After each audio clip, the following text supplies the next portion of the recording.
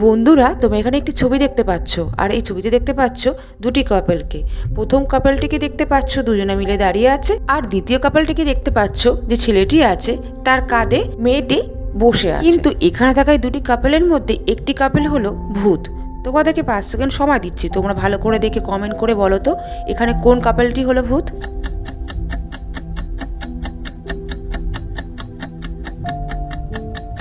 তবে বন্ধুরা, তোমরা যদি সঠিক উত্তরটি গেস করতে পারো লাইক করে চ্যানেলটিকে অবশ্যই সাবস্ক্রাইব করো।